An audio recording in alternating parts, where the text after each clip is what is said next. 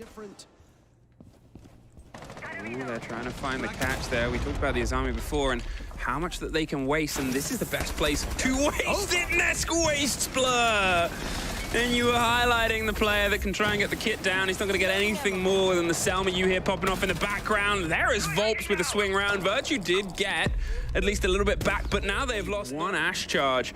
And most of the fighting has happened kind of far away from even the vertical side of the site. Yeah, I mean, it's not that G2 hasn't been droning it, it's just they don't look like they can do anything with it. But G2 answers back very quickly. Lagonis and Palu last two alive. Now all of a sudden it's Palu. Look at that, the round, which looked like it was going quite poorly for G2, is almost over. I mean, kind of out of nowhere. There, really, it was a bit of a close down, and that's what we talk about this map. It goes from 0 to 50, and then even more so. He's trying to find the side of the fight. They're dancing over the angle of Jazz, and Virtue gets it out, and I'll be honest, you can see there's a lot of intensity there. Here, and he's got the kit. If he goes down, it's a big rotate to get it back, so Parley's under pressure from Sandwich as well. Either side of the fight, but as that space he can play in shrinks, Alamau hops in, gets Volps once again. He's doubling down what he did last time around, ring around the rosies as Resets gets Virtue on the opposite side. Alamau, that's 4, that's almost 5 across the sites in 2 rounds. Hits Peepers. We asked the question, where is Alamau at the start of this game?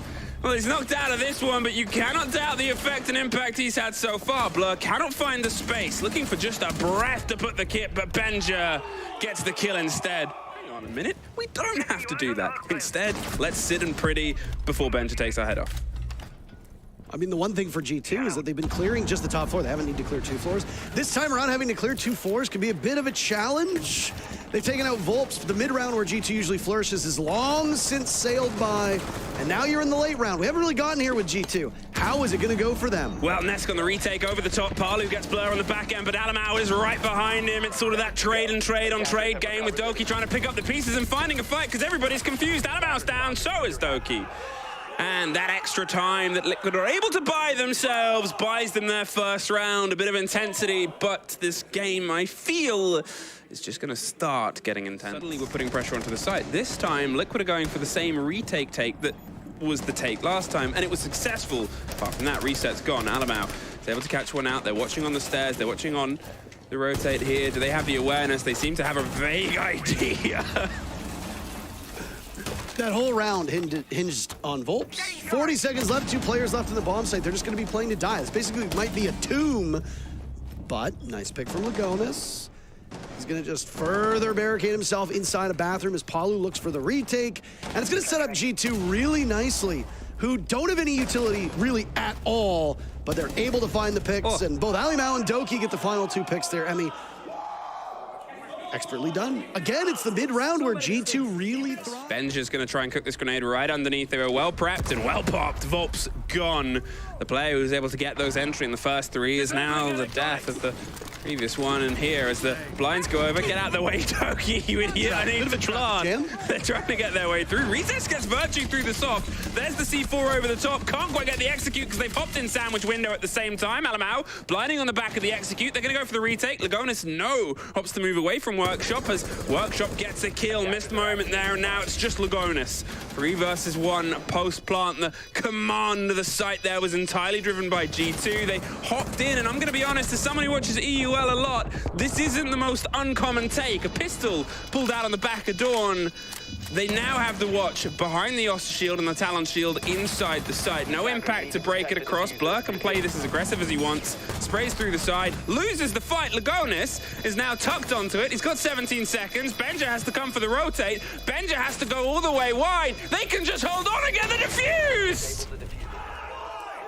Well, I mean, there's certainly a lot there that we can discuss. Formulaic idea of, well, how do they solve this problem? Do they try and throw themselves in as they've done before?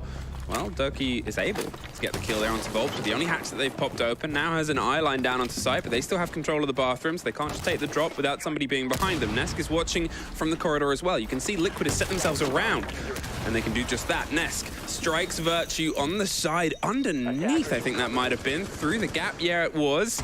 Doki has to now reclaim. Right now for G2, especially with Benja needing to get that goo out of his foot.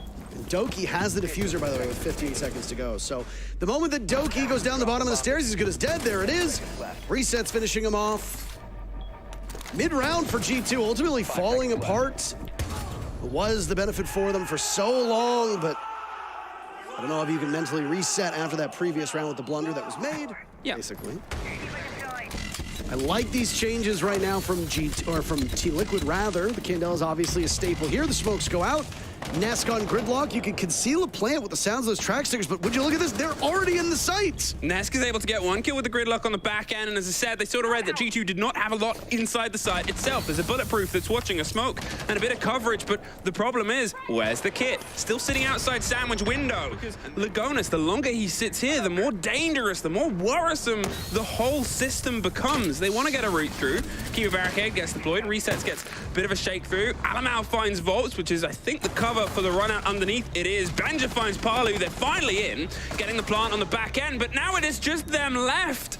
The start of this push from Liquid was so good, so succinct, so adapt, so everything was Liquid, and then G2 put him in a cup and threw him out the window.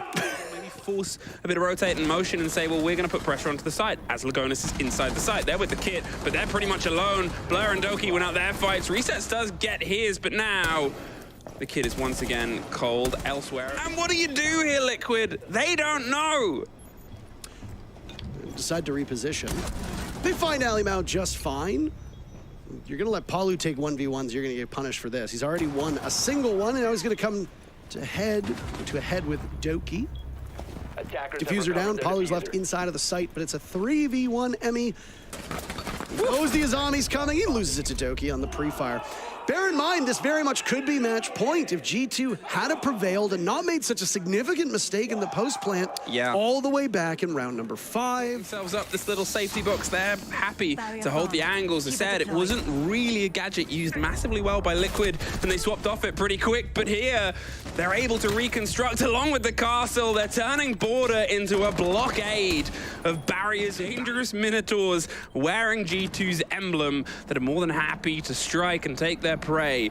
Nesk might be the next caught. It's actually Lagonis on the front door. Nesk finds a fight leading in, but it's coming around from his left and from behind him. And that is now map point. Real follow-up. Look at the right side of your screen. Yeah, there's only three drones remaining for Liquid. Nice pick on Alimau. Maybe shouldn't have decided to engage on Nesk from that position on top of East Stairs, and now Doki could meet the exact same fate in this position. He actually wins it. And he gets 2 for the price of 1. Have the round to go, and Liquid's in trouble. This might be if they're still up and operational. There goes 90 Cam with 40 seconds left. Yeah, I mean, it's the perfect time for them to get down below, but it looks like the gunfights are all they really care about, leaving just Palu in a 1v4. These two Titans collide, but honestly, it was the G2 show. Their best performance so far here in Phase 2, and they make Liquid look not like gods, but like mortals.